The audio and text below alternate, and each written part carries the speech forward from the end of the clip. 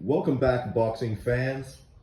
I can't believe some of the takes I'm hearing from this guy, from Tony Bellew, from a bunch of people that actually subscribe to my channel, that are on Punch Drunk's channel, and just the delusion, pure delusion I find from most of these people.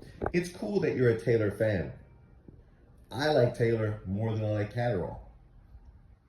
So I'm not biased. I'm not a Catterall fan at all. But I don't know how you can watch that fight and somehow think it was a draw or that Taylor actually won that fight. Like, I mean, what the fuck do you watch when you watch a boxing match? Who was landing the punches? Who was landing the more clean, effective punches? Who was the one that basically had the fight go his way, the style that he wanted?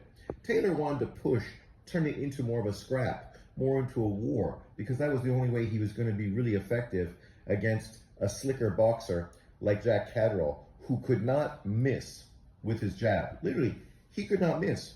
Every time he threw a jab, it landed. Every time he threw a left hand, boom, it landed. You can just look at Taylor's eye and see how many times he got hit again and then again and again by the exact same punch. Of course, Taylor had some moments, but overall, winning rounds, you can't have a moment and think that you're winning a round where you're literally being outworked, outboxed, and really shown to be one-dimensional. Taylor literally looked one-dimensional in this fight and was hoping that he could wear Catterall down. Well, if he wanted to do that, he should have went to the body a lot more than he did, because he was throwing a ton of headshots and not landing anything, missing all the time. Like, this fight was not close. The two controversial judges' scores, 117, whatever it was, 111, 112, I'm more in favor of that. That's the way I saw the fight. I was listening to the commentators and thinking, what the fuck are these guys watching? Like, literally, you know they're biased, and you know they are trying to push controversy and storyline. And obviously, if you're a Taylor fan, you're hoping that he can get the Robbery victory one more time, even though most people feel he deservedly lost to Catterall the first time. In this time, I don't think you should be pushing controversy at all, because in this fight, it was even more of a dominant performance by Jack Catterall, who literally could do no wrong. I mean, literally, you know, I heard people say that it was a fight of two halves. Well, if that's the case, then Taylor easily lost, because in the second half, I mean, I'd be lucky if I gave him 2 rounds in the last 6 fucking rounds. 2. I saw one guy who was like boxing film something or other literally say that he won the 11th round. The 11th round. You mean the round where really he almost got knocked the fuck out? That round. Oh, he won that round. Like, what do these guys use to score besides favoritism and blatant bias, right? Like, many of these kind of boxing fans need to take a script out of my book when you watch a fight. Just because you like someone doesn't mean you give him every single close round. Sometimes you do the opposite. You give the other fighter the close rounds, just so you can really get a true perspective of how well your fighter is winning or not winning, right? And then at that point, if you still have your fighter win, then you can feel pretty confident that they won clearly and confidently. If it's close, you could think, oh, well, I was giving most of the close swing rounds to the other fighter, which means that the fight could potentially go either way. And if your fighter literally lost by a fucking million rounds, well, it's easy to say that chances are your fighter deserved to lose, because even the close rounds you potentially could have gave him, you didn't, because you were trying to score fairly, right? And I felt the same with this fight. I wasn't going into this fight looking for Jack Catterall to win the fight. I was going in wanting to see Taylor make a big statement after his fucking terrible performance against Teofimo Lopez.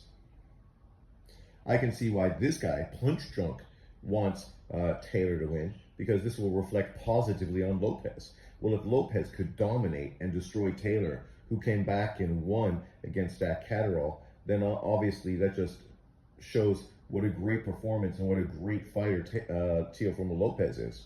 But when an unknown UK guy that the majority of Americans don't even know and don't even follow comes in and easily beats the guy the same way Teofimo Lopez did, maybe not as explosively, but nonetheless still just as convincingly, it kind of takes a little bit away from Teo's victory, because it's not like it was that great of a victory after all.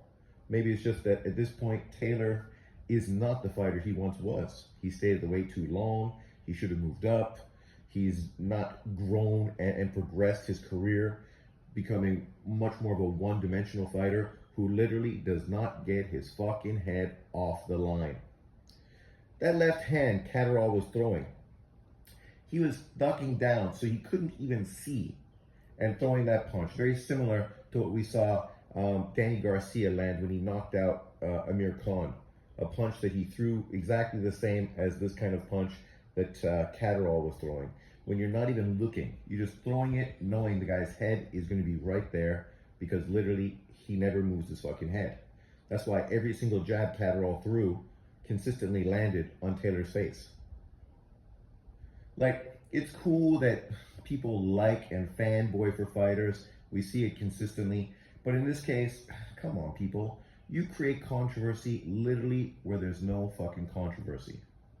In the first fight, I didn't think it was super controversial because I thought the fight was far more competitive and that you could have seen Taylor actually get the nod in that fight, which I think on my cards, I felt it was a draw or Taylor may have edged it.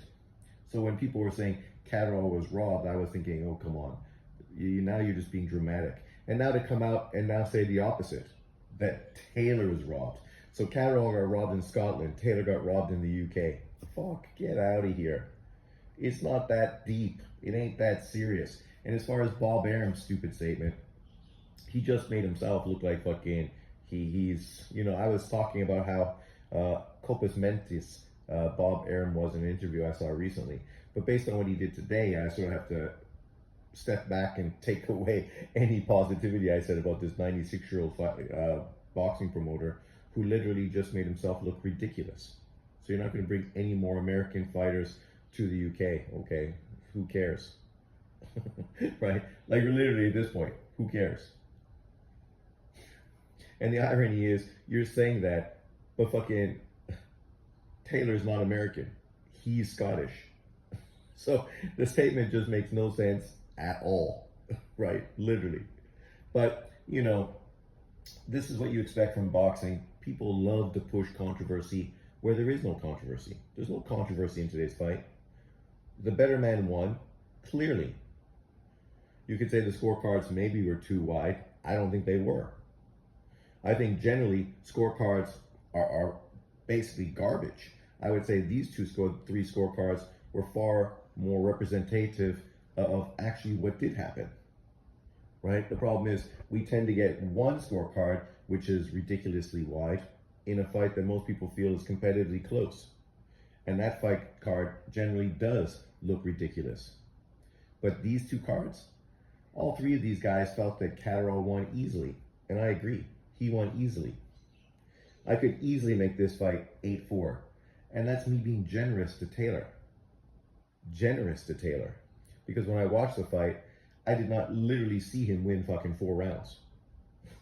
I didn't. But, you know, trying to be on the side of fairness, I gave him 4 rounds. But literally 9-3, 10-2, easily. No problem would I have somebody having Catterall win the fight by those numbers. As far as Taylor winning or a draw, fucking Christ, man, you people need some medical help. Serious medical help. There's a hotline you can phone. You should get on your phone now and make that call.